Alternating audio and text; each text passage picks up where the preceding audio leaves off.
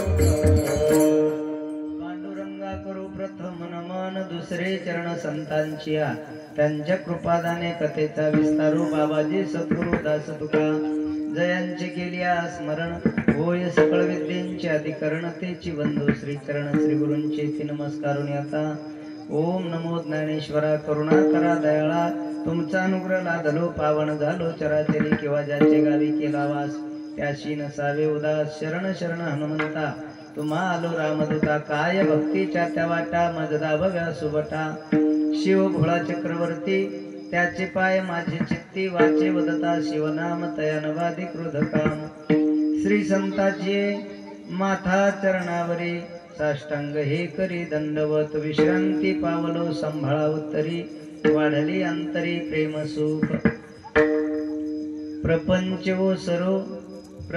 वो सरो चित्त तुझे पायी मुरो ऐसे करिगा पांडुरंगा शुद्ध रंग वावे रंगा पुरे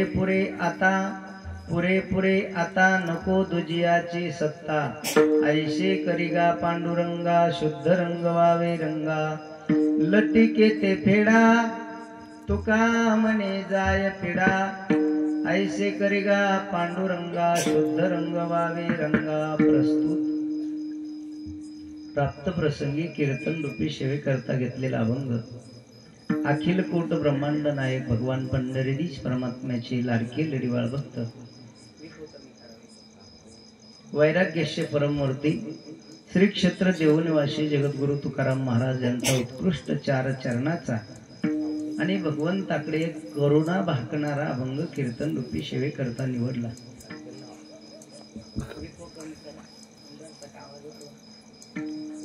जगद्गुरु तुकोबाराय या अभंगातून भगवान परमात्म्याकडे करुणा भागतात। तुकाराम महाराज म्हणतात देवा ऐसे करिगा पांडुरंगा, ऐसे करिगा पांडुरंगा म्हणजे कैसे करिगा पांडुरंगा। महाराज म्हणतात प्रपंच व सरो चित्त तुझे पायी मुरो ऐसे करिगा पांडुरंगा। कैसे करिगा पांडुरंगा चित्त तुझे पायी मुरो प्रपंच ओसरो ऐसे करिगा पांडुरंगा। माझ्या अंतकरणातला समूळ प्रपंच नाहीसा व्हावा आणि माझी अंतकरण वृत्ती तुझ्या चरणाच्या ठिकाणी लीन व्हावी ऐसे करिगा पांडुरंगा। प्रपंच ओसरो चित्त तुझे पायी मुरो ऐसे करिगा पांडुरंगा। कैसे करिगा शुद्ध रंग वावे रंगा ऐसे करिगा पांडुरंगा। अनंत काळापासून परकीयांची सत्ता माझ्या अंतकरणावर आहे, ही सत्ता संपली पाहिजे आणि परमार्थिक प्रेम माझ्या अंतकरणामध्ये वृद्धिंगत झालं पाहिजे। पुरे आता नको दुजी याची सत्ता ऐसे करिगा पांडुरंगा शुद्ध रंग वावे रंगा। अनादी काळापासून पाठीमाग लागलेला लटका संसार, मिथ्या संसार, खोटा संसार हा समूळ नाहीसा झाला पाहिजे आणि माझं अंतकरण तुझ्या चरणापती पर्यंत प्रस्थापित झालं पाहिजे, तुझ्या चरणापाशी थांबलं पाहिजे, स्थिर झालं पाहिजे, अंतकरणातली पीडा गेली पाहिजे. अनंत काळापासून लागलेला पाठीमागा हा लटका प्रपंच, खोटा प्रपंच, खोटा संसार, मिथ्या संसार हा गेला पाहिजे. अंतकरणातली पीडा नाहीशी झाली पाहिजे आणि अंतकरण तुझ्या चरणाजवळ प्रस्थापित झालं पाहिजे. लटिके ते फेडा तुका म्हणे जाय पीडा, आयशे करिगा पांडुरंगा, शुद्ध रंग व्हावे रंगा विठ्ठल. आता सरळ या 4 चरणाचा भावार्थ आहे. तुमच्या लक्षात आला असं गृहीत धरून सेवेला सुरुवात करण्या अगोदर अल्पसा परिहार द्यायचा. तो म्हणजे असा, संपन्न होत असलेला अखंड कीर्तन महोत्सव श्री क्षेत्र पिंपळगाव साईंबा महाराज संस्थान या ठिकाणी वर्ष 3रे आणि या 3ऱ्या वर्षातील 5व्या दिवसाचं कीर्तन रूपी पुष्प सर्व गावकरी मंडळी, गावातील सर्व नवतरुण मंडळी, गावातील सर्व भजनी मंडळी, या कार्यक्रमाचे संयोजक, आयोजक आणि नियोजक सर्वांच्याच माध्यमातून आणि प्रतिवर्षाप्रमाणे ही कीर्तनाची सेवा माझ्या वाट्याला आली. मागच्याही वर्षी कीर्तनाचा योग होता, याही वर्षी कीर्तनाचा योग आहे. कीर्तनासाठी उपस्थित ज्यांचं पहिल्या दिवशी या ठिकाणी कीर्तन संपन्न झालं, हरिभक्तीपरायण अशोक महाराज सांगळे, हरिभक्तीपरायण मृदंगाचार्य कृष्णा महाराज कदम, हरिभक्तीपरायण भोसले महाराज, हरिभक्तीपरायण सांगळे महाराज, हरिभक्तीपरायण संदीप महाराज, हरिभक्तीपरायण भजन सम्राट दीपक महाराज कडोळे, हरिभक्तीपरायण भजन सम्राट प्रदीप महाराज बनकर, हरिभक्तीपरायण पवन महाराज, अलीकडचे आमचे सगळे सांगळे महाराज, सगळे टाळकरी मंडळी, गावातील परिसरातील सर्व वारकरी मंडळी, विनेकरी चोपदार, हरिभक्तीपरायण कचरू महाराज, ज्यांच्यामुळे तुमच्या सर्वांच्या पर्यंत हा गोड असा आवाज पोहोचतो. गोड साऊंड सर्व्हिस आहे आमचे गाडेकर माऊली भवन, त्यांच्या चरणी नतमस्तक होतो. साहेबराव महाराज कळम, परिसरातून आलेले टाळकरी, वरुड, पिंपरी, गव्हाली, भवन, कारखाना, तांडा, सगळे परिसरातली वारकरी मंडळी, शिवभाऊ आहे ना आपले, सगळ्यांच्या चरणी एकमुखाने नतमस्तक होतो. ज्यांच्या फोनच्या माध्यमातून ही कीर्तनाची सेवा आली, आमचे गणपत भाऊ चिकटे आणि त्यांचे सगळे सहकारी मंडळी, बहुसंख्येने आलेल्या माता भगिनी, पुरुष वर्ग, तरुण मंडळ, सर्वांच्या चरणी नतमस्तक होतो आणि अभंगाकडे वळतो. जगद्गुरु तुकोबाराय या अभंगातून भगवान परमात्म्याकडे करुणा भागतात. जगत विलक्षण करुणा जगद्गुरु तुकोबाराय या अभंगातून भागतात. जगत विलक्षण म्हणजे जगताच्या 100% विरोधात जगद्गुरु तुकोबारायकडे विनंती करतात, भगवान परमात्म्याकडे तुकोबाराय विनंती करतात. जगाच्या विलक्षण म्हणजे जगताच्या 100% विरोधात जगद्गुरु तुकाराम महाराज देवाकडे करुणा भागतात. 100% विरोधात म्हणजे आपण सगळे मंडपात प्रस्थापित झालो, सगळे मंडपात बसलो, असा एकही माणूस नाही, सांगणारा सगळं ऐकणारे सगळे, की त्या माणसाला संसार आवडत नाही. काय म्हणतो मी? या मंडपात बसलेला सांगणाऱ्या सगळं ऐकणारा एकही माणूस असा नाही की त्याला संसार आवडत नाही. आणि जो संसार, मला सांगा, आपल्याला संसार असावा वाटतो का नसावा वाटतो? बोला. असावा वाटतो. हवा हवासा वाटतो का नकोसा वाटतो? हवा हवासा वाटतो. अनुकूल वाटतो का प्रतिकूल वाटतो? अनुकूल वाटतो. गोड वाटतो का कडू वाटतो? गोड वाटतो. बरोबर बोलत जातो मी. काही बिनधास्त कीर्तन करायचं, आपल्याला 1 तास राहिला, फक्त 10 वाजले, 1 तास बोलायचंय. मला सांगा, आपल्याला संसार असावा वाटतो का नको वाटतो? असा वाटतो. हवासा वाटतो का नकोसा वाटतो? हवासा वाटतो. अनुकूल वाटतो का प्रतिकूल वाटतो? अनुकूल वाटतो. गोड वाटतो का कडू वाटतो? गोड वाटतो. संसार आपल्याला असावा वाटतो, संसार आपल्याला हवासा वाटतो, संसार आपल्याला अनुकूल वाटतो, संसार आपल्याला गोड वाटतो.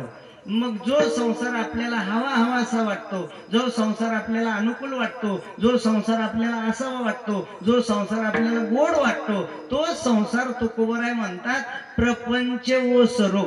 ओसरो म्हणजे समूळ नाहीसा झाला पाहिजे. ही जगत विलक्षण करुणा जगद्गुरु तुकोबराय भगवान परमात्म्याकडे करतात. संसार आपल्याला हवासा वाटतो, संसार आपल्याला असावा वाटतो, संसार आपल्याला अनुकूल वाटतो, संसार आपल्याला गोड वाटतो का कडू वाटतो? गोड वाटतो, गोड. महाराज संसारात अगदी 90-95 वर्षाचा माणूस सुद्धा, वय संपलेला माणूस सुद्धा संसारात असा बाजावर पलंगावर पाठ टाकतो, आपले दोन्ही पाय वर करतो, आपल्या नाताला पंताला त्या पायावर धरतो आणि त्या नातवा संघ त्या पंता संघ म्हातारा माणूस सुद्धा 90-95 वर्षाचा ते लेकरू जसं बोलतो तसं बोलतो. हा ते लेकरू जसं उलुलुलुलुलुलु लेकराला पायावर घेऊ. म्हातार 90-95 वर्षाचं लेकरू जर बोललं तर म्हातार खालून त्याला म्हणतो कुकुचकू. 90-95 वर्षाचं म्हातार लेकराला नाताला पंताला पायावर घेऊन अशी अवस्था म्हाताऱ्याची. मला सांगा हे संसार गोड वाटण्याचं लक्षण आहे का संसार कडू वाटण्याचं लक्षण आहे? झोपले काय? संसार गोड वाटण्याचं लक्षण आहे का कडू वाटण्याचं? गोड वाटण्याचं लक्षण आहे. त्याच्या पुढे आणखीन जाऊन सांगतो तुम्हाला. हा तुम्हाला नाही सांगत मी काही, आता मस्त लावलं होतं बा तुम्ही पहिल्यासारखं. हा महाराज आपल्याला सगळ्याला संसार किती गोड वाटतो याच्या पुढे जाऊन एक उदाहरण सांगतो. विकोची लेवल कमी ठेवा, थोडा आवाज मस्त आहे आता, असंच पाहिजे.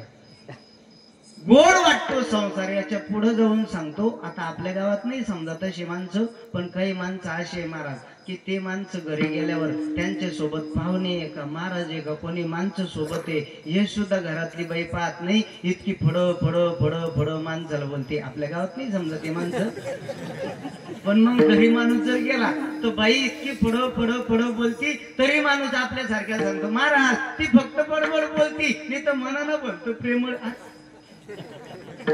मला सांगा हे लक्षण प्रपंच गोड वाटण्याचं का कडू वाटण्याचं? गोड वाटण्याचं.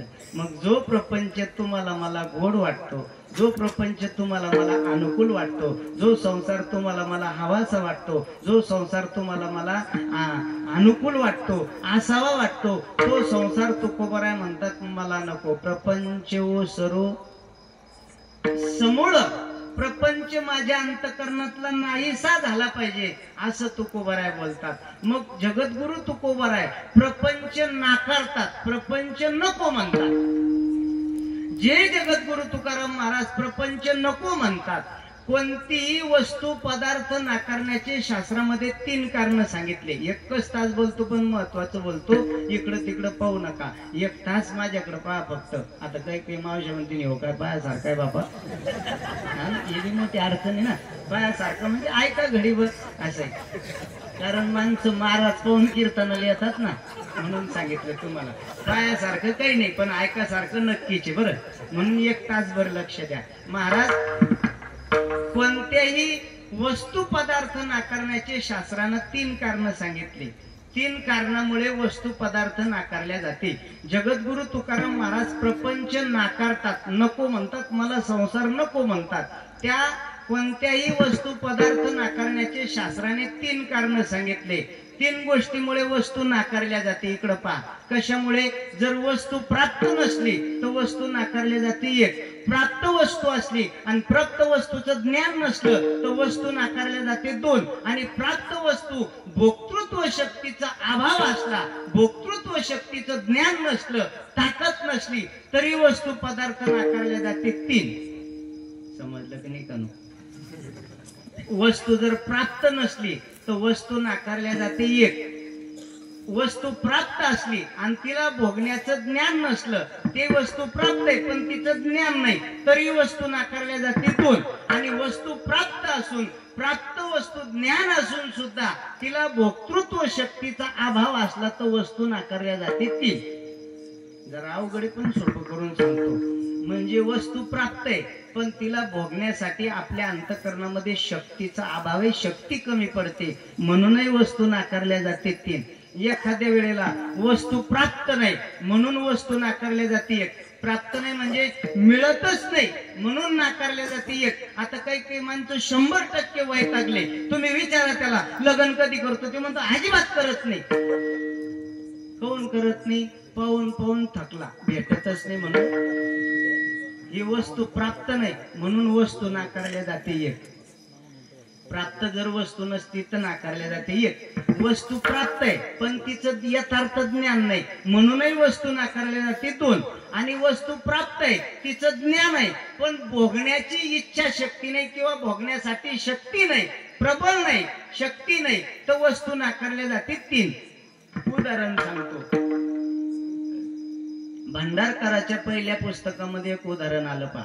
थोडा आवाज कडक करा पहा, मस्त आहे.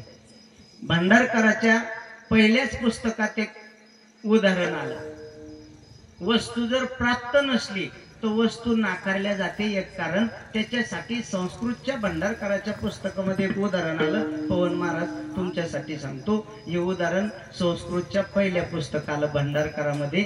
परीक्षेला ज्या वेळेस आपण बसतो ना त्यावेळेस हे पुस्तक पाठ करूनच बसावं लागतं. संस्कृत भांडारकरचे पुस्तक पाठ करून परीक्षा देऊनच संस्थेत बसता येतं, तसं बसता येत नाही. भांडारकराच्या पुस्तकामध्ये पहिल्याच पुस्तकामध्ये एक उदाहरण आलं पहा. वस्तू जर प्राप्त नसली तर तिचा त्याग केला जातो, पहिलं कारण आहे. प्राप्त वस्तू नसली, आता ते उदाहरण तुम्हाला सगळ्याला माहिती आहे पण संस्कृत भाषेतून तुम्हाला सांगतो. शास्त्रकार म्हणतात जंबुकहा वदंती. तुम्हाला ऐकायला येतं का सगळ्याला? येतं ना? बर. शास्त्रकार म्हणतात जंबुकहा वदंती. जंबुक म्हणजे कोला, जंबुक म्हणजे कोला. शास्त्रकार म्हणतात जंबुकहा वदंती म्हणजे कोला म्हणतो. वदंती म्हणजे बोलतो. जंबुकहा वदंती म्हणजे कोला म्हणतो.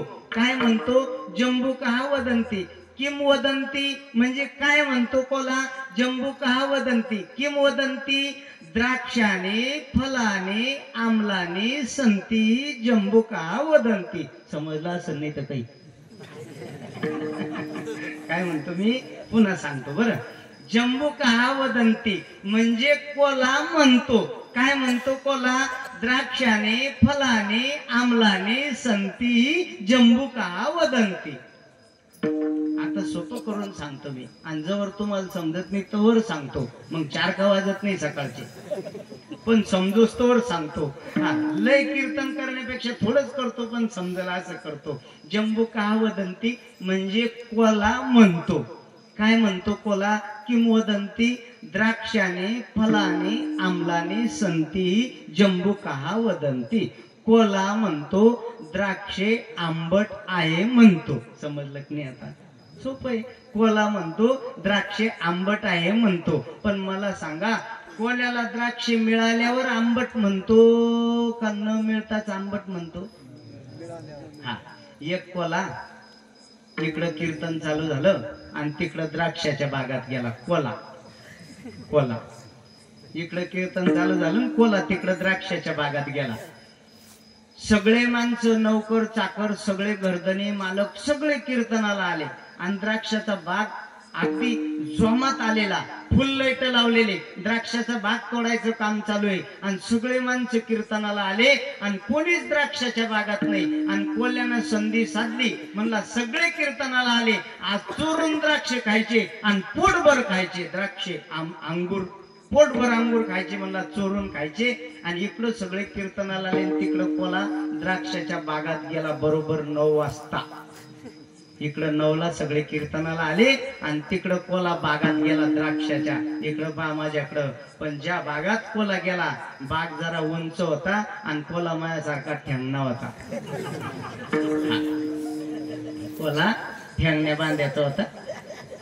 9 वाजता कोला द्राक्षाच्या बागात गेला. फुल लाइटिंग लावलेली, लक्क प्रकाश पडला, सगळ्या बागात द्राक्षेच द्राक्षे. पण 9 वाजता कोला बागात गेला कचरू महाराज आणि मारोडी मारोडी मारोडी मारोडी मारोडी 11 वाजेला उड्या मारल्या कोल्याला. पण कोला ठेंगणा होता माझ्यासारखा. किती उड्या मारल्या तर द्राक्षे काही तोंडाला लागला नाही. कटाळलं होते, वैतागलं ते. 9 वाजेपासून 11 वाजेला उड्या मारत होता. सांगू राहिले चाललो म्हणून मी. कोला कोल्याचं सांगते 9 वाजेपासून 11 वाजेपर्यंत कोला उड्या मारत होता, पण त्याच्या तोंडाला द्राक्षे लागले नाही. आणि 11 वाजता कोलं वैतागलं आणि त्या बागाच्या बाहेर आलं आणि त्याच तेच मनाला विचार करतो, काय खाते गणू? आंबट आहे. काय म्हणलं ते कोलं? काय खाते गणू? आंबट आहे. त्याच तेच. आणि 11 वाजता कोलं तिकून निघलं आणि इकून त्याचा एक मित्र कीर्तन ऐकून तिकडं चालला. आणि हा त्याला म्हणतो, राम राम. कुणीकडं? ते म्हणता, गेलतो. कुठं? कीर्तन ऐका. ते हे कीर्तनाचे कोण भानगडीत पडतो म्हणे. मग कुठं गेलता? ते म्हणे, गेलतो चोरून अंगूर खायला. मग हा कोला त्याला म्हणतो, खाल्ले अंगूर? ते म्हणे, हे कोण खात गणू? आंबट आहे. माझं उदाहरण संपलं. मला सांगा, कोल्याला द्राक्ष आंबट आहे, पण मिळाले म्हणून का न मिळाले म्हणून? न मिळाले म्हणून. प्राप्त वस्तू नाही म्हणून त्याग केला जातो. एक वस्तू प्राप्त नाही म्हणून त्यागली. प्रयत्न केला नाही का? केला. 2 तास प्रयत्न केला 9 ते 11, पण द्राक्ष मिळाले का? नाही. मग मिळतच नाही म्हणून वस्तूचा त्याग केला जातो. एक. दुसरी गोष्ट, वस्तू प्राप्त आहे पण तिचं ज्ञान नाही. प्राप्त वस्तूच्या ज्ञानाच्या अभावात वस्तूचा त्याग केला जातो. 2.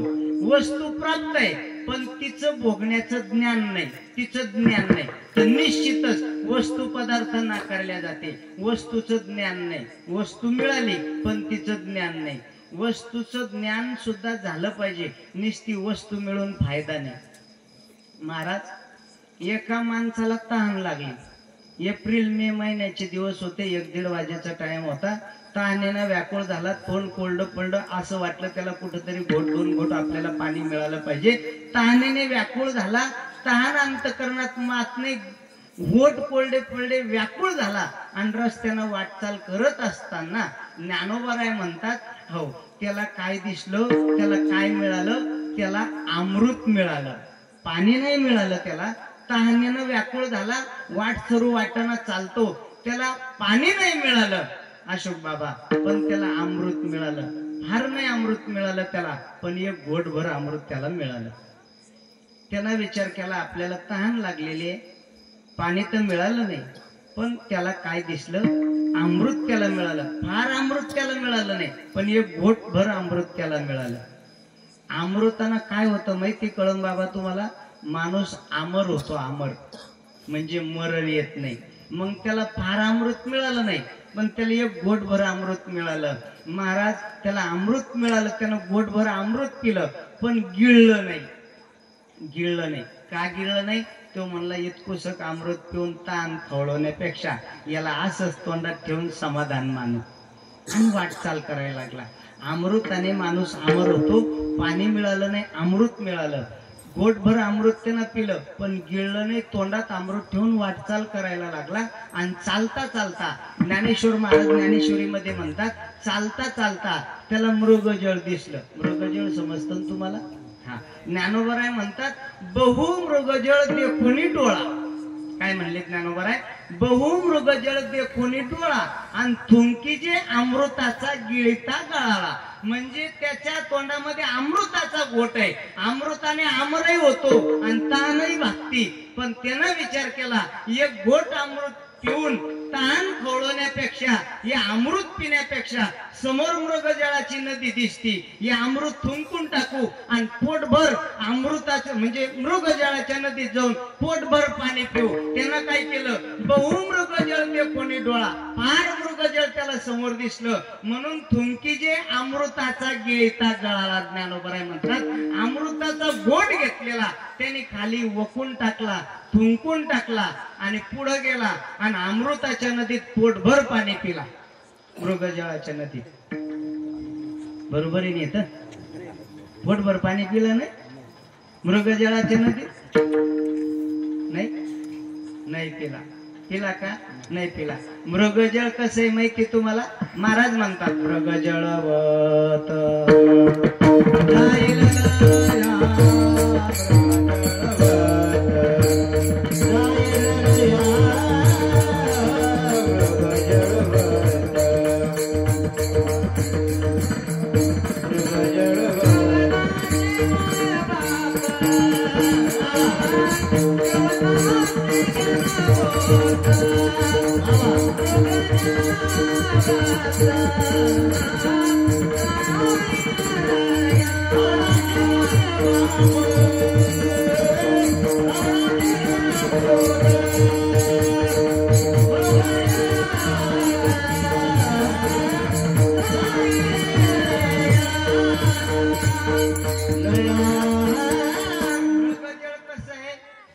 मृगजळ कसं आहे, लयाला जाणार आहे. मृगजळ म्हणजे जळाया. मृगजळ म्हणजे काय, जळाया जळाया. आता उन्हाळा लागला पा, किती कडक उन्हाळा आहे महाराज. रात्रीची सकाळी थंडी वाजते, दिवसभर ऊन लागतं. हा पतीची आली म्हणा. आता महाराज मृगजळ कसं आहे, जळाया. मृगजळ म्हणजे जळाया. आता एखादा माणूस जर भवन कारखान्यावर मोटरसायकलवर बसला आणि त्याच्या पुढे 1-2 वर्षाचं लेकरू बसलेले, नेमकेच भजे खाल्ले दोघं आज नाते आहे ना बस स्टँडवर तिथं, आणि बस स्टँडवर भजे खाऊन निघले. तेलगटान तोंड पडलं पडत असतं. पुढं बसलेलं लेकरू आजोबाला म्हणतं, बाबा मला लय ताण लागली, 1-1:30 वाजायचं वेळ आहे. म्हातारं त्याला म्हणतं, ताण लागली का, थांब. ते पुढं पाय, पुढं पाय. आपण जरी रोडनं चाललो ना महाराज, तर आपल्याला सुद्धा उन्हाळ्यात काय दिसतं समोर, जळाया. म्हातारं नातवल म्हणतात, तुला ताण लागले ना, ते तिथं गेलं का आपल्याला पाणीच पिणं.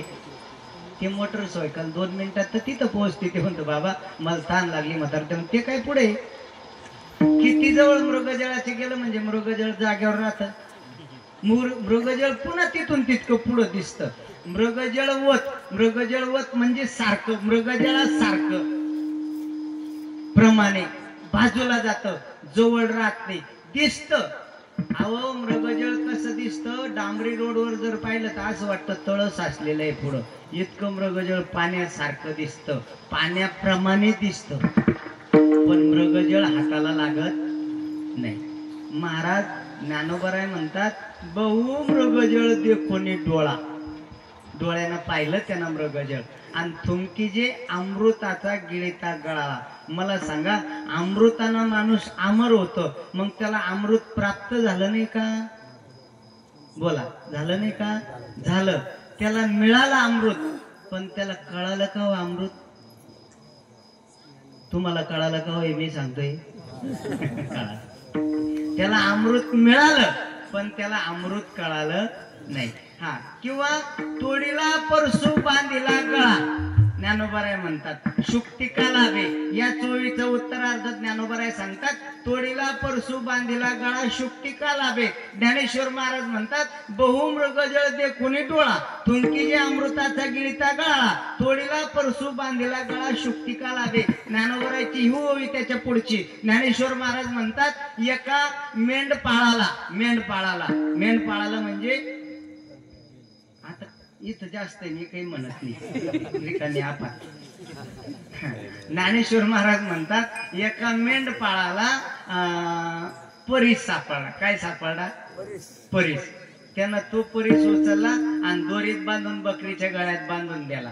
दिवसभर बकऱ्या चालल्या आणि संध्याकाळी बकऱ्या वाडग्यावर आणून बांधल्या. पण बकऱ्या रोडनं जात असताना एका परीस पारखी माणसानं तो परीस पाहिला आणि यानं बकऱ्या वाडग्यावर बांधल्या. तो परीस पारखी त्याच्या मागे गेला. म्हणला, का रे येड्या, बकरीच्या गळ्यात परीस बांधला तो म्हणला, बांधला तर बांधला. मग अरे म्हणला, तुला त्याची किंमत माहिती का, अरे अनमोल किमतीचा परीस येतो. म्हणला, असे मग मला काय घेणं त्याचं, त्याला त्याचं ज्ञानच नव्हतं. तो म्हणला, अनमोल किमतीचा म्हणजे, अरे हा माणूस म्हणला, अरे येड्या, या परिसाला जर तू कोणतं बी लोखंड लावलं तर त्याचं सोनं होतं. ते म्हणून काही आणतो आपला फेटा बांधून जाटा, परिसाचं कुठं सोनं होतं असतं लोखंडाचं. ते म्हणे, तू खरंच लोखंड जर लावलं त्याला तर सोनं होतं. त्याच्याकडे एक कुऱ्हाड होती, बकऱ्याला पाला तोडाला कुऱ्हाड लोखंडाची. त्यानं लगेच कुऱ्हाड उचलली याच्या सांगण्याप्रमाणे आणि लगेच मेंढीच्या गळ्यातला परीस त्या कुऱ्हाडीला लावला. तर कुऱ्हाड पहिलीच अर्धा किलोची होती. चम चम चम चम पिवळी धमक कुऱ्हाड. काय भाव झालं महाराज आता ते, काय भाव आहे, तुम्ही केला असं ना रघुनाथ महाराज, 85. संदीप महाराज केलं काय कोण 85 सांगू राहिले. आपलं काय काम करतो महाराज, गरीबाचं सोन्याच्या नाण्याचे बांधले, आपण काय पडाव. महाराज 85,000 रुपये म्हणतात. हे म्हणतात सोनं. पिवळी दमक कुराड झाली त्याची. आणि मग त्या धनगरानं परीस काढला आणि जवळ घेतला. जो माणूस त्याला सांगायला आलता ना ते म्हणला, या पाय 10,000 रुपये देतो, यो परीस मला देते म्हणे. अजिबात नाही. तो परीस पारखी बरी 1,00,000 रुपये देतो. ते म्हणे एकाचाच नाही ना भाऊ, तो कोण डोकं लावतो. तो म्हणे ऐकू नको, पण मग पुन्हा बकरीच्या गळ्यात तरी बांध. तो मला हा इतका येडा आहे काय मी. मग आधी का बांधला? आधी का बांधला? परीस प्राप्त होता पण त्याचं ज्ञान नव्हतं, म्हणून परीस बकरीच्या गळ्यात बांधला. त्याचं त्याला ज्ञान झालं. एखाद्या वेळेला वस्तू प्राप्त होते पण त्याचं जर ज्ञान नसलं तर वस्तू नाकारल्या जाते. दुसरं कारण आहे, वस्तू प्राप्त करणं सोपं आहे. वस्तू प्राप्त करणं सोपं आहे पण त्याचं ज्ञान होणं कठीण आहे. एखाद्या माणसाला एखादी वस्तू घेणं सोपी आहे पण त्याचं ज्ञान असणं कठीण आहे. एका माणसाला लॉटरी लागली 2 कोटी रुपयाची. लॉटरी लागली 2 कोटीची. गरीब होता, लॉटरी लागली, हौस त्याच्या अंतःकरणात वाढली आणि इथून डायरेक्ट गडी जळगावला गेला. 2 कोटीची लॉटरी लागली, डायरेक्ट जळगावला गेला. 35 लाखाचं ट्रक घेतलं. चालवता येत नाही, काही नाही, काहीच नाही, पण पैसे लय मोठे आले म्हणून जळगावला जाऊन ट्रक घेतलं 35 लाखाचं. आणि भाड्याना ड्रायव्हर आणला तिकडून. चालवता येत नव्हतं, माहिती नाही काही ट्रक मधलं, पण पैसा लय आला म्हणून ट्रक घेतलं. प्राप्त होतं पण ज्ञान नसलं की पुन्हा त्याचा त्याग करावा लागतो. प्राप्त वस्तूच्या ज्ञानाच्या त्यागात म्हणजे अभावात त्याग करावा लागतो. दुसरी गोष्ट आहे, जळगावला जाऊन 35 लाखाचं ट्रक घेतलं, भाड्यानं ड्रायव्हर घेतला आणि तिथून ट्रक काढलं त्यानं. आणि एका बाजूला मालक बसला आणि एका बाजूला ड्रायव्हर बसला आणि गाडी 120च्या स्पीडनं आली आणि फरदापूरच्या घाटात आली आणि अर्धा घाट वर राहिला आणि अर्धा घाट चढून आली गाडी आणि अर्ध्या घाटात गाडी बंद पडली आणि लगेच मालकाचा पारा तळपायाची एक मस्त गल गेली. ड्रायव्हर क्या हुआ? तो म्हणे मालक मौसम गया. काय म्हणे तो मालक? मौसम. आता मालकाला वाटलं मौसम नावाचं एखादं पार्ट. क्या हुआ? म्हणजे मालक मौसम गया. मालकाला वाटलं मौसम गया, त्याला वाटलं नक्की मौसम नावाचं एखादं पार्ट याच्यात येईन ते खराब झालं. तो म्हणे मौसम गया, म्हणे मौसम गया कितने को आता? ड्रायव्हर म्हणे मौसम 20,000 रुपये को आता. महाराज, मूर्खाचा पैसा म्हणजे उचल्याचा खुराकच राहतो. याच्याजवळ पैसे नाही पण अक्कल नाम शून्य. ट्रकातलं कोणतंच ज्ञान नाही. मालक म्हणला कितने को आता? म्हणला 20,000 को आता. कट कट कट कट 2-2 हजाराच्या नोटा त्याच्याजवळ मोजून दिल्या आणि नौकरांना सांगितलं ड्रायव्हरना, मालक तुम यही रुको, मैं मौसम डाल के आता. काय म्हणलं देऊ? तुम यही रुको, मैं मौसम डाल के आता. ड्रायव्हर गाडीतून खाली उतरला, मालक गाडीतच बसला. नवी गाडी होती ना, सोडन कसा. पटकन ड्रायव्हर रोडवरून खाली गेला, घाटाच्या खाली गेला आणि मौसम टाकून आला. गाडी चालली, मौसम टाकून आला आणि बसला गाडीत आणि झाली गाडी चालू. पाहता काय माझ्याकडे तुम्ही? मला सांगा, वस्तू प्राप्त आहे, वस्तू प्राप्त आहे पण तिचं ज्ञान आहे का? कधी कधी प्राप्त वस्तूच्या ज्ञानाच्या अभावात वस्तूचा त्याग केला जातो. 2 वस्तू प्राप्त आहे पण तिचं ज्ञान नाही म्हणून वस्तू त्यागल्या जाते. 2 पुन्हा सांगतो. एक भजन्या एकादशीचं भजन चालू होतं आणि भजन बंद झालं म्हणून गावातला एक माणूस चहाचा हौशी. एकादशीचं भजन चालू होतं, भजन बंद झालं म्हणून चहाचा हौशी माणसानं अंदाज काढला, गड्या भजन बंद झालं म्हणजे चहा आला. भजन्या माणसानं अशी वाजवायची पेटी होती, त्याच्यावर शाल टाकली आणि पेटीजवळ बसून चहा पित होता. हा बी आला. हा आला आणि यानं चहाचा कप हातात घेतला आणि हा त्याच्यावर बसणार पेटीवर. तर भजन्या माणूस म्हणतो, माधू खाली पेटी आहे. तो म्हणला बरोबर पेटी आहे का? बरोबर. आणि लगे लागला बसायला. तो म्हणे माध्या खाली पेटी आहे. तो म्हणला पेटीचे ना, बरोबर आहे ना. आणि पुन्हा बसायला. तो म्हणला माध्या खाली पेटी. तो म्हणला कशाची पेटी आहे? तो म्हणला गध्या वाजवायची पेटी का? तो म्हणला वाजवायची का? मला वाटलं सामान ठेवायची शिकवलं. पेटी खाली आहे त्याला कळालं की नाही? पेटी खाली आहे माधूला कळालं की नाही? पण शब्दानं कळालं का अर्थानं? झोपले? शब्दानं कळालं का अर्थानं? शब्दानं कळालं. खाली काय आहे? पेटी आहे. पण वाजवाची पेटी हे त्याला कळालं नाही. अर्थानं वस्तू कळाली पाहिजे. बऱ्याच माणसाला वस्तूचं ज्ञान राहतं पण फक्त शब्दानं राहतं, अर्थानं राहत नाही.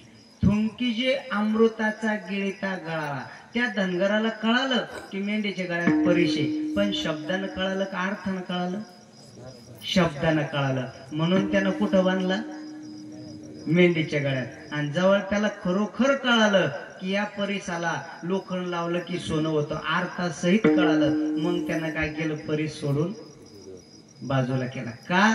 त्याला अर्थासहित कळाला. कधी कधी वस्तू प्राप्त आहे पण त्या वस्तूचं जर यथार्थ ज्ञान नसलं तर ज्ञानाच्या अभावात सुद्धा वस्तूचा त्याग केला जातो. दोन. म्हणून जगद्गुरु तुकोबाराय भगवंताकडे करुणा भागतात. ज्या देवाकडे तुकोबाराय करुणा भागतात त्या देवाचं स्वरूप असं आहे. विटेवरी ज्याची पावो, विटेवरी ज्याची पावो, विटेवरी ज्याची पावो, विटेवरी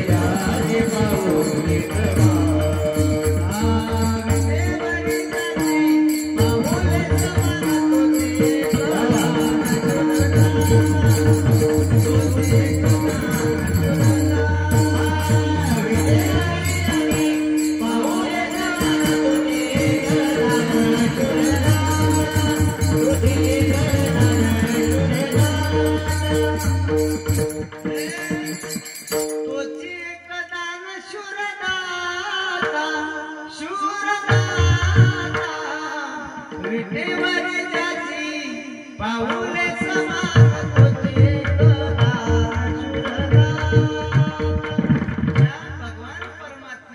जगद्गुरु तुकोबाराय संसाराच्या बाबतीत करुणा भागतात. तो देव कसा आहे? तोची एक दान शूर दाता.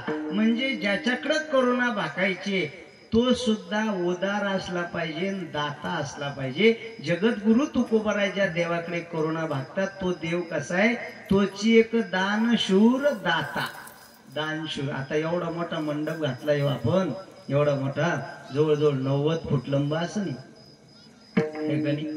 हा, हे दानशूर लोकांशिवाय होतं का बरं? गप्पा मारल्यानं सप्ता होईन का? हा, याला दानशूर लोक लागतात दान देण्यासाठी, तेव्हा हे होतं महाराज. ज्याच्याकडे करुणा भाकायची तो देव कसा आहे? दानशूर आहे. म्हणून विटेवरी ज्याची पावले समान तोची एक दान शूर दाता. कसा आहे भगवान परमात्मा? षडगुण ऐश्वर्य संपन्न एक भगवंताची जाण. देव कसा आहे? दाता आहे. दाता किंवा दाता तोची एक दान. नारायणा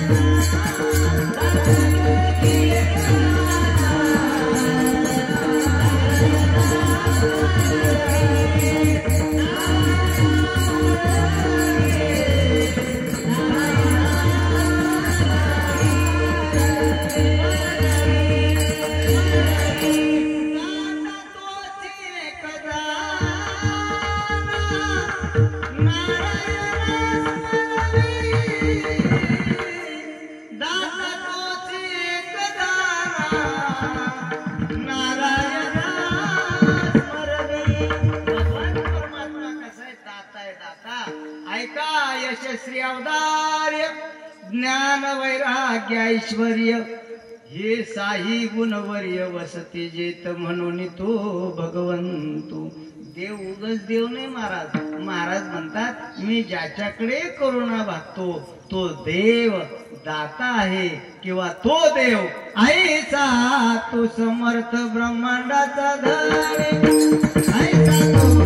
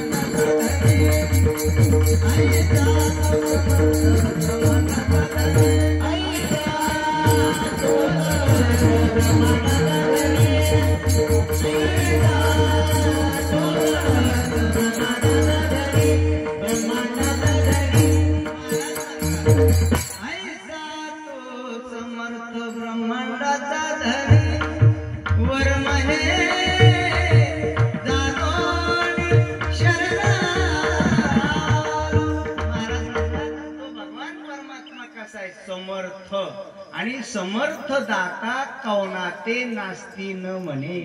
देव कोणाला सुद्धा नाही म्हणत नाही. समर्थ दाता कवनाते नास्ती न म्हणे, कोणालाच नाही म्हणत नाही, कारण तो समर्थ आहे. आणि पुन्हा कसा आहे, उदार तो हरी, उदार तो हरी, उदार तो हरी, उदार तो हरी.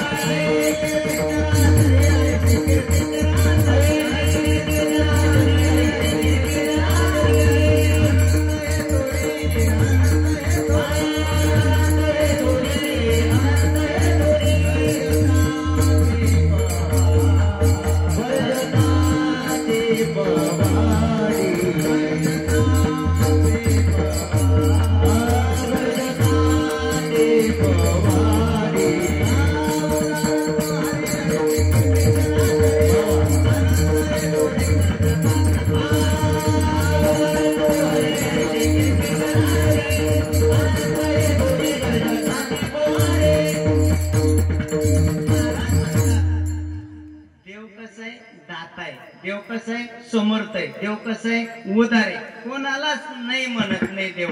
महाराजांनी गोड प्रमाण दिलं त्याच्या बाबतीत. उदार तो हरी, आईशी कीर्ती चराचरी, चराचरात त्याची कीर्ती व्यापून उरलेली की देव कसं आहे, उदार आहे. कोण म्हणतो, अनंत हे थोरी गर्जताती पवाडे, त्याच्या नावाचा गजर सगळा जगतामध्ये पसरलेला आहे की हा भगवान परमात्मा कसा आहे, उदार आहे. गर्जताती पवाडे अनंत हे थोरी. अनेक लोकांनी वर्णन करून सांगितलं, अनंत लोकांनी सांगितलं की देव कसा आहे, उदार आहे. मग जे जगद्गुरु ज्या देवाकडे करुणा भागतात तो देव कसा आहे, तो देव उदार आहे. तो देव कसा आहे, तो देव समर्थ आहे. आणि ज्या देवाकडे तुकोबराय करुणा भागतात तो देव कसा आहे, महाराज म्हणतात काय प्रमाण म्हणलो मी आधी, सुरुवातीच, विटेवरी ज्याची पावले समान आणि तोची एक दान शूरदाता. बरं झालं तुमच्या ध्यानात राहत नाही म्हणून आमचं चालू आहे.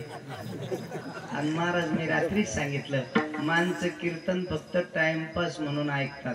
कोणाच्या अंतकरणात प्रेम नाही, श्रद्धा नाही, विश्वास नाही, भावना नाही, काही घेणं देणं नाही. फक्त त्यानं केलं म्हणून आपण करायचं आणि आपण केलं म्हणून त्यानं करायचं. हे बागड्यावर कीर्तन पैसे जास्त झाले म्हणून करू नका. कीर्तन टाइमपास म्हणून ऐकू नका. कीर्तन वेळ रिकामा आहे म्हणून ऐकू नका. कीर्तन परिवर्तनाचं साधन म्हणून ऐका. कीर्तन ऐकून जर अंतकरणात परिवर्तनच होत नसन आणि कीर्तन ऐकून जर बदलच होत नसन तर कीर्तन न ऐकलेलं कधी बी चांगलंय ना गड्या हो. कशाला वेळ वाया घालवता, कशाला एवढा खटाटोप करता. कीर्तन ऐकून मला नाही वाटत लोक सुधारले असतील अशोक बाबा. कीर्तन करून महाराज सुधारले. एसटीने येणारे 2 चाकात आले आणि 2 चाकाचे आता 4 चाकात आले. महाराज सुधारले पण लोक काही सुधारले नाही. बस भाता चालू आहे तर कोळशे लाल आणि भाता येईल की कोळशे काळे. सांगतच असते मग का मनावर घेतो काय द्यायचं अरे. आणि मग एवढा खटाटोप रिकामात चालू लागतं. हे पा कीर्तन जीवन उद्धाराचं साधन म्हणून श्रवण करा. टाइमपास म्हणून कीर्तन श्रवण करू नका गड्यावर. कीर्तनाला मर्यादा आहे महाराज. भक्ती ज्ञान विरहित इतरा गोष्टी न कराव्या. प्रेम भरे वैराग्याच्या युक्ती विवराव्या. जेणेकरून मूर्ती ठसावी अंतरी श्रीहरीची. ऐसी कीर्तन मर्यादा आहे संतांच्या घरची. कीर्तनकाराच्या घरची. कस काय अंदाज आहे तुमचा? आता कीर्तनकार काही बोलत असतील तो भाग वेगळा आहे पण ही मर्यादा संतांच्या घरची. कीर्तन टाइमपास म्हणून ऐकू नका. कीर्तन जीवन उद्धाराचं साधन म्हणून ऐका. कीर्तन परिवर्तनाचं साधन म्हणून ऐका. कीर्तन ऐकल्यावर माणसाच्या अंतःकरणात परिवर्तन झालंच पाहिजे. सकारात्मक सांग. जर परिवर्तन होत नसेल तर रिकामे कामं करून काही फायदा होणार नाही. सामान्य माणसं देणगी देतात महाराज सप्ताह म्हणल्यावर. सामान्य की ज्याच्या एक वेळच्या तेलाची व्यवस्था घरात नाही आणि सगळं करून आपण महाराज लोकांची घरं भरतो. काय करणार आहे तुम्ही आता? मी बी तास 1.5 तास बोललं तर का रिकाम्या हाताने जाणार आहे का? मग तुमचा काय फायदा होणार याच्यात मला सांगा ना तुम्ही. जर कीर्तन ऐकून परिवर्तन होत नसन तर कीर्तन न ऐकलेलं चांगलं. नका वेळ वाया घालवून. मग परिवर्तन झालं पाहिजे. कीर्तन टाइमपासाचं साधन नाही गड्या हो. कीर्तन जीवन उद्धाराचं साधन आहे. लक्षात घ्या. भगवान परमात्मा कसा आहे? उदार आहे. कोणाला नाही म्हणत नाही देव. महाराज म्हणतात मी ज्याच्याकडे करुणा भागतो तो देव सामान्य नाही. एवढा प्रभू भावे एवढा प्रभू भावे तेने संपुष्टी राहावे. एवढा प्रभू भावे एवढा प्रभू भावे. महाराज म्हणतात पंढरपूरचा जो पांडुरंग परमात्मा आहे हा उदार आहे. हा समर्थ आहे आणि तो कसा आहे? दाता आहे. दाता. म्हणून मी ज्याच्याकडे करुणा भागतो महाराज म्हणतात तो देव दाता आहे. आणि जे तुकोवराय करुणा भागतात त्या तुकोवरायचा बी अधिकार सामान्य नाही. मने रामेश्वर भट्ट द्विजा. मने रामेश्वर भट्ट द्विजा.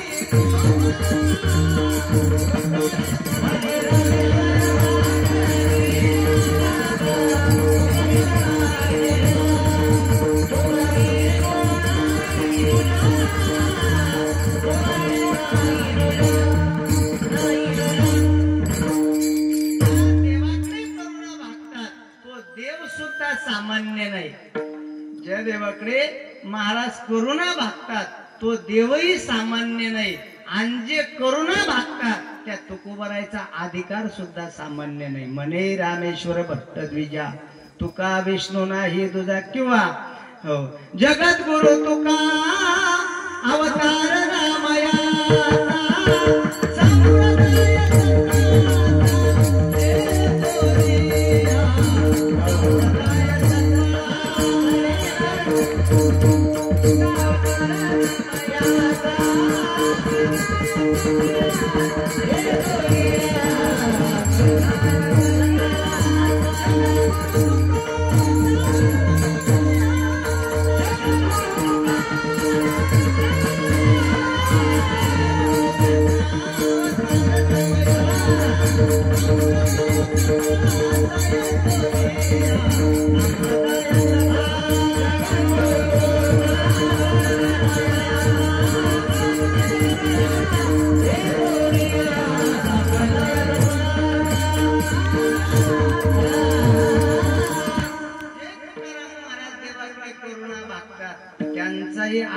अवतार सामान्य नाही. जगद्गुरु तुका अवतार नामयाचा संप्रदाय सकळांचा येथोनिया. जगद्गुरु तुकाराम महाराजांचा अधिकारही सामान्य नाही. आणि जो देव ज्याच्याकडे करुणा भागतात तो देवही साधा नाही, सामान्य नाही, तो दाता आहे.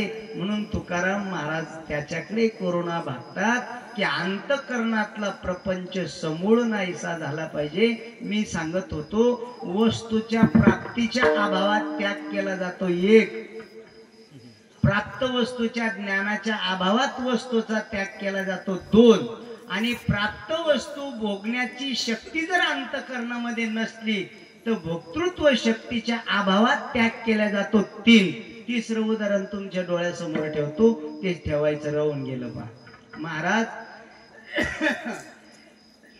वस्तू प्राप्त नसली तर त्याग केला जातो एक कारण, प्राप्त वस्तूचं ज्ञान नसलं तर वस्तूचं त्याग केला जातो दुसरं कारण, आणि प्राप्त वस्तूचं ज्ञान असून तिला भोगण्याची जर शक्ती नसली, भोक्तृत्व शक्तीचा जर अभाव असला तर वस्तूचा त्याग केला जातो तिसरं कारण. बघा, वस्तू भोगण्याचं जर सामर्थ्य नसल, इकडं पहा, बोचरा माणूस फुटाने खात नाही का त्याला चावत नाही?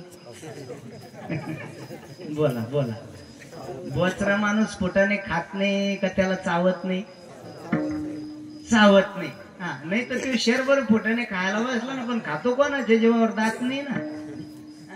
आंधळा माणूस पिक्चर पाहत नाही का त्याला दिसत नाही? आंधळा पाहत नाही का दिसत नाही? दिसत नाही. बैऱ्याला भजन ऐका वाटत नाही का ऐकूच येत नाही? ऐकूच येत नाही. वस्तू प्राप्त आहे पण भोगण्याची शक्ती नाही. पहा वाटतं त्याला पिक्चर, हा कशी नाचती गौतमी पाटील, पहा वाटतं त्याला, पण दिसत नाही ना. आणि मग ते म्हणते हे पोरायलाच बेकार ना दे बा, आपण आजी भात पाहत नाही. पहा महाराज, पाहिला असतं तू पोरायच्या पुढे बसला असता, पण दिसत नाही ना. वस्तू प्राप्त आहे, वस्तू कशी आहे? प्राप्त आहे, पण तिला भोगण्याचं शक्ती त्याच्याकडे नाही. त्याला डोळे आहे पण त्या डोळ्यांना दिसत नाही. फायदा होणार नाही, भोग घेता येणार नाही, उपभोग घेता येत नाही. फुटाने खाऊ वाटतात त्याला, 90 वर्ष वय झाला आज गळ्यात माळणे म्हणजे फुटाने आवडत नाही का? बाकीचं नाही काही म्हणत, मला फक्त माळीचं म्हणणं. फुटाने खाऊ वाटतात पण दात नाही ना, शक्ती नाही, उपभोगण्याची शक्ती नाही, म्हणूनही वस्तू त्यागल्या जाते. बघा, नाही परवा ऐक, महाभारतामध्ये प्रसिद्ध उदाहरण आहे. पंडूराजा सर्वजित झाला, विजयी झाला. पंडूराजा सर्वजित झाला आणि विश्रांतीला म्हणून पंडूराजा आपल्या दोन्ही पत्न्या घेऊन जंगलामध्ये विश्रांतीला गेला. सर्वजित झाल्यानंतर 2 पत्न्या पंडूराजाच्या बरोबर होत्या. कोण कोण? कुंती आणि माधुरी दीक्षित. माद्री, कुंती आणि माद्री, दोन्ही बायका पंडूराजाच्या सोबत होत्या. विश्रांतीला पंडूराजा जंगलामध्ये गेला. सर्वजित झाल्यानंतर दोनही पत्न्या पंडूराजाच्या सोबत आहे. पण पंडूराजा त्या जंगलात वास्तव्याला असताना शिकारीला गेला आणि शिकारीला पंडूराजा गेल्यानंतर त्या जंगलामध्ये एक तपस्वी साधू राहत होता. तपस्वी साधू विचार करतो की जगतामध्ये भोगाच्या बाबतीत अनेक लोकांचे अनेक मत आहेत की भोग विषयामध्ये काय आनंद आहे, काय आनंद नाही.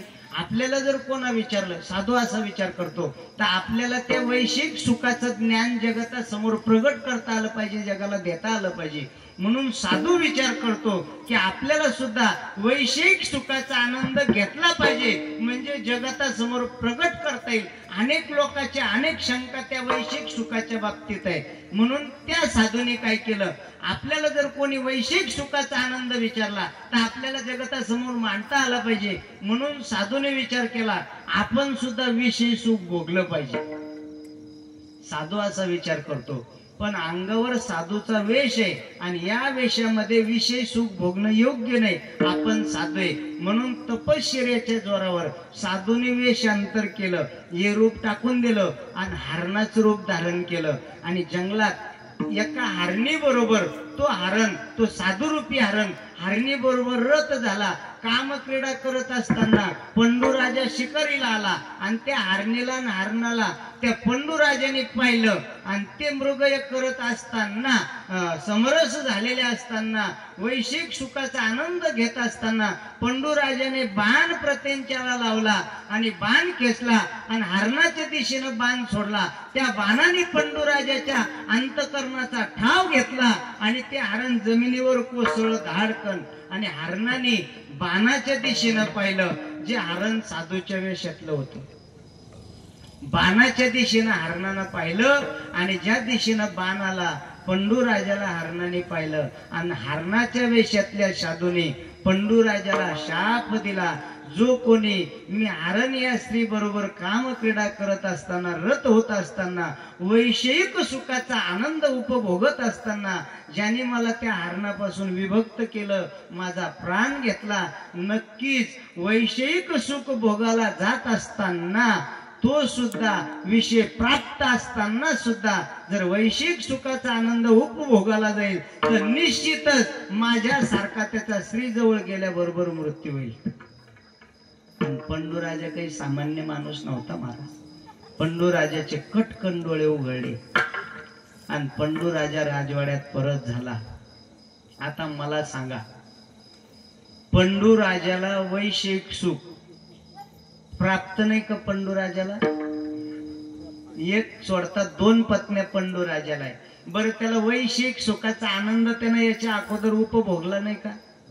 उपभोगला. त्याला विषय सुखाचं 100% ज्ञान आहे, त्याला विषय प्राप्त आहे. एक सोडून दोन बायका पंडूराजाजवळ उपस्थित आहे. पण मला सांगा, पंडूराजा आता विषय सुख भोगू शकतो? भोगू शकतो का? प्राप्त नाही का? विषय सुख प्राप्त आहे. एक सोडता दोन राजा पंडूराजाला आहे, पण आता विषयाचं सुख भोगू शकत नाही का? शापित झाला. याला भोक्तृत्व शक्तीच्या अभावाचा त्याग म्हणतात. भोक्तृत्व शक्तीचा अभाव आहे. भोग समोर उपलब्ध असताना सुद्धा भोगता येत नाही. एखाद्या माणसाची 350 साखर झाली आणि भवन कारखान्याच्या साखर कारखान्याचा डायरेक्टर आहे. डॉक्टरना सांगितलं फक्त भाकर, साखर खाल्ली की मेला. साखर प्राप्त नाही का? समोर साखर आहे, पण एक गुलाबजामुन खाल्लं की कोमात. भोग उपलब्ध आहे, पण भोक्तृत्व शक्तीचं काय नाही, ताकद नाही, शक्तीचा अभाव आहे. म्हणून तिसरं उदाहरण सांगतो मी की पंडूराजाकडे भोक्तृत्व शक्तीचा अभाव आहे. भोग तयार आहे, भोग उपलब्ध आहे. म्हणून तिसरं उदाहरण आहे, भोक्तृत्व शक्तीच्या त्यागात सुद्धा अभाव आहे. अभावात त्याग केला जातो. पहिलं कारण वस्तूच्या प्राप्तीच्या, वस्तू प्राप्त नसली तर त्याग केला जातो 1. प्राप्त वस्तूचं ज्ञान नसलं तर त्याग केला जातो 2. आणि प्राप्त वस्तू भोक्तृत्व शक्तीची जर ताकद नसली तरी सुद्धा वस्तूचा त्याग केला जातो 3. मग जगद्गुरु तुकाराम महाराज मला प्रपंच नको म्हणतात. या तिन्ही पैकी एखादं उदाहरण तुकोबारायच्या ठिकाणी बसतं का? म्हणून तुकोबाराय त्याग करतात का? विठ्ठल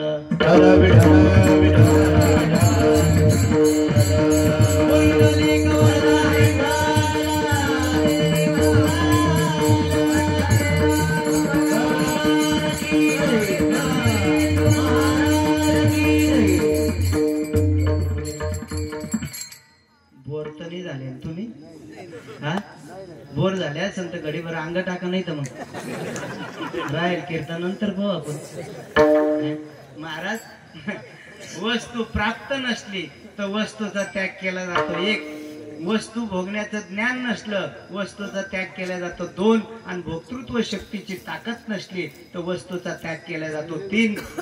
मग या तिन्ही पैकी एखादं उदाहरण तुकोबारायच्या ठिकाणी बसतं का? मग का तुकोबाराय संसाराचा त्याग करतात? तुकोबारायला संसार प्राप्त नव्हता का? कचरू महाराज, तुकोबारायला 2 बायका होत्या, आपल्याला एकच बायका आहे. तू म्हणता तुला कस काय माहिती? दोन्ही लग्नाला होतो मी त्याच्या. महाराज, तुकाराम महाराजाला 2 बायका होत्या. तुकाराम महाराजाला संसार प्राप्त नव्हता का? प्राप्त होता. मग तरी तुकोबाराय संसार प्राप्त असून सुद्धा संसार नको म्हणतात काय कारण तुकोबराय का नको म्हणतात संसार? त्याचं कारण आहे संसार तुम्हाला मलाही प्राप्त आहे आणि संसार तुकोबरायला सुद्धा प्राप्त आहे. सकल संतांना संसार प्राप्त आहे. सगळे संत संसारिक आहे. उलट सगळ्या संतांनी सांगितलं की महाराज तुम्ही जर संसारात आले तर संसार सोडू नका. आसोनी संसारी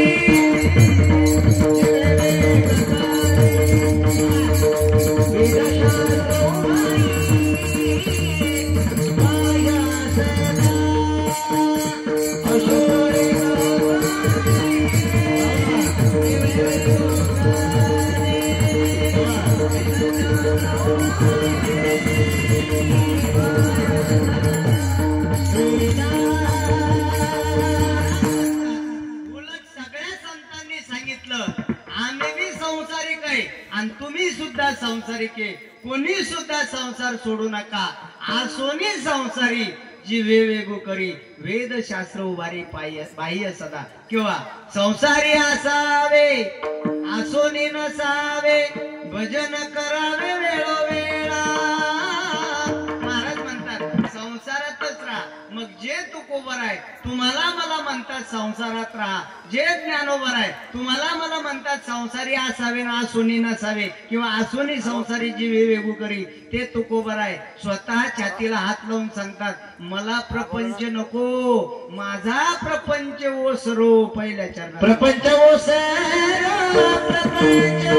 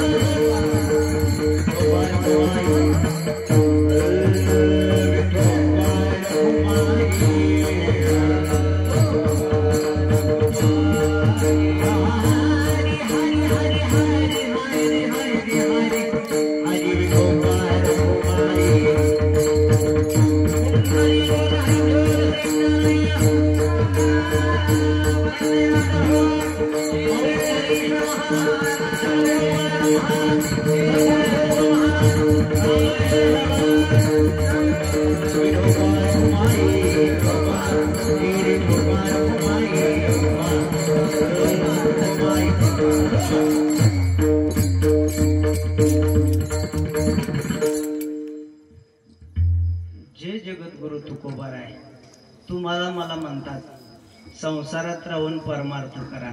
ते तुकोबराय स्वतः म्हणतात, प्रपंच व सर्व चित्त तुझे पायी मुरो. का तुकोबरायांना प्रपंच नको? तुम्हाला मला प्रपंच प्राप्त झाला, पण प्रपंचाचं यथार्थ ज्ञान तुम्हाला मला नाही. जगद्गुरु तुकोबराय म्हणतात, ते प्रपंचाचं यथार्थ ज्ञान आम्हाला झालं. सांगतो एक प्रमाण तुम्हाला. विठ्ठले हे चित्त प्रपंचापासून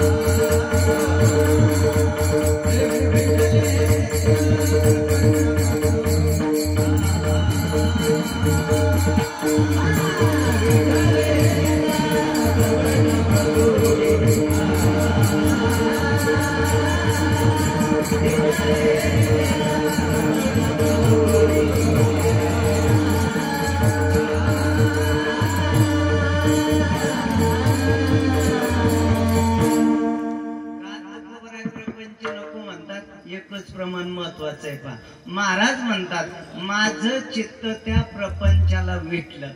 विटले हे चित्त प्रपंचापासून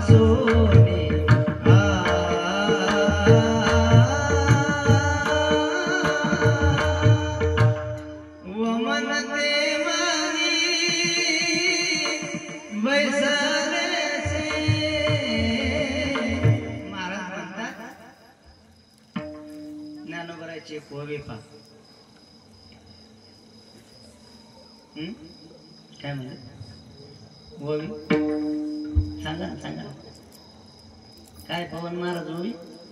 हा जाऊ दे आता,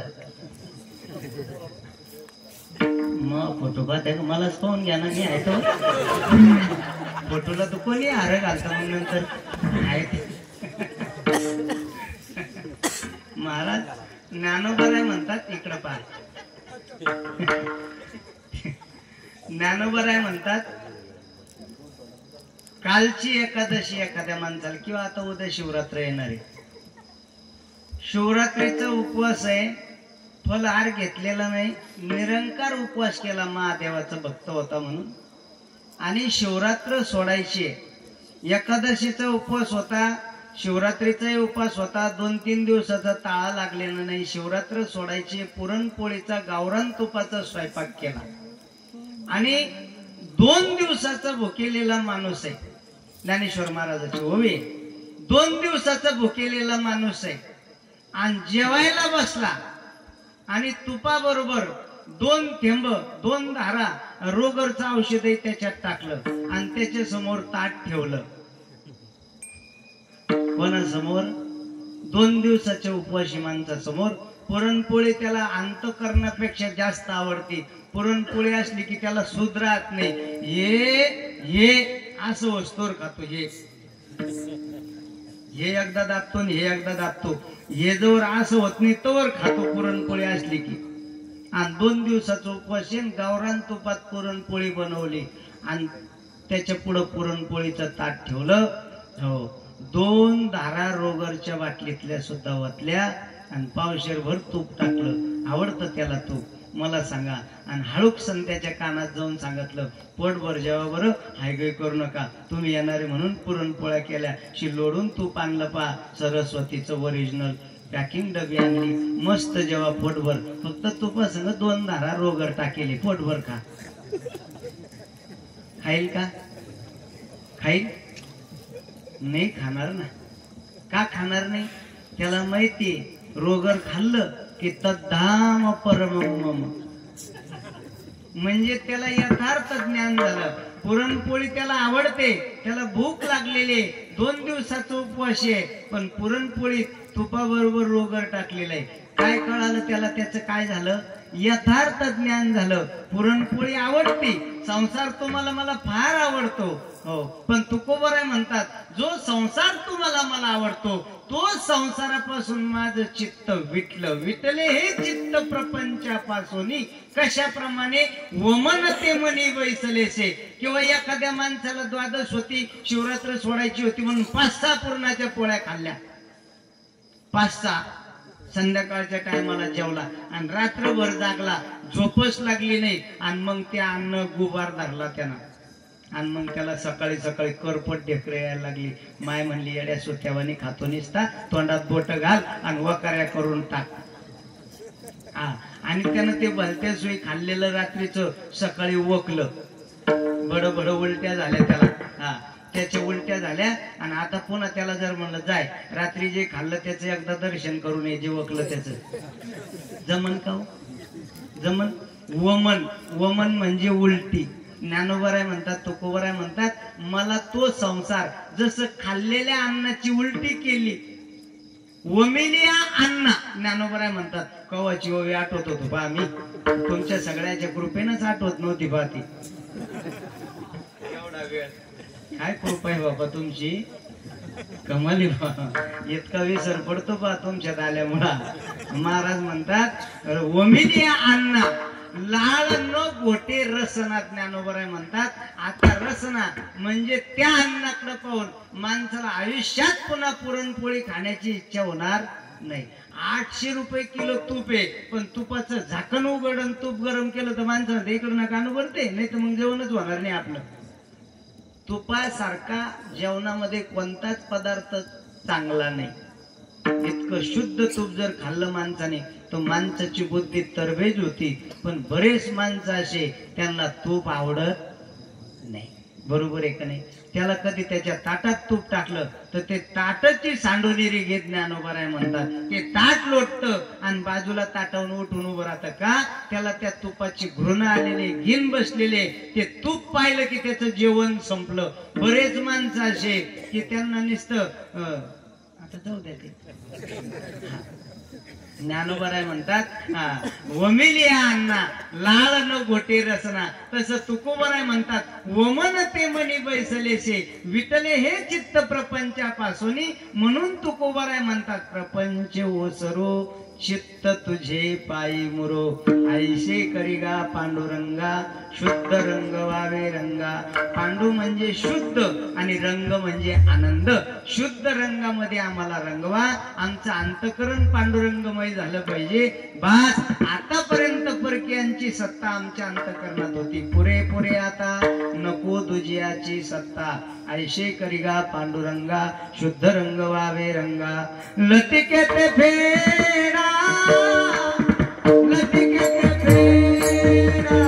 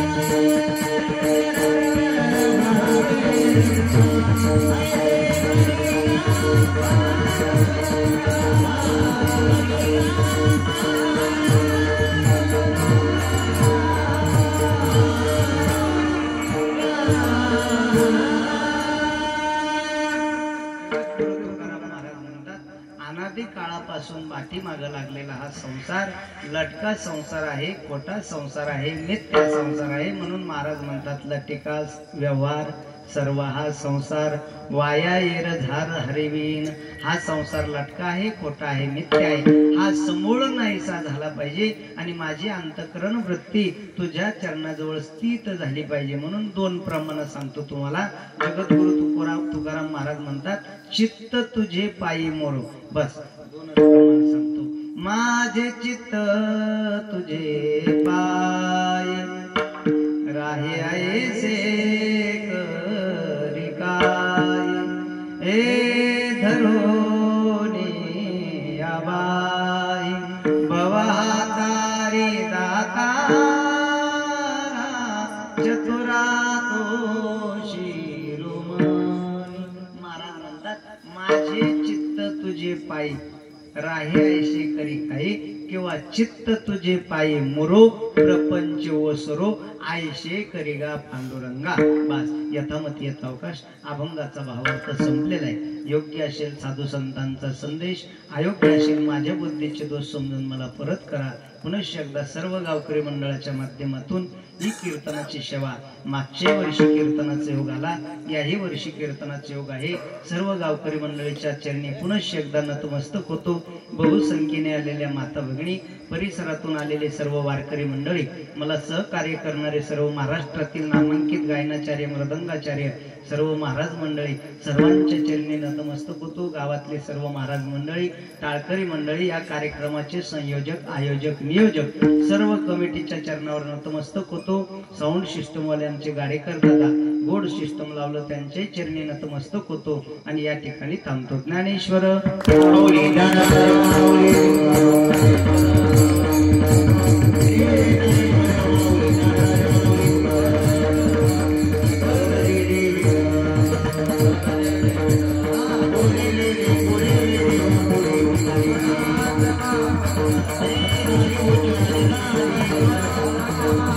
Thank you.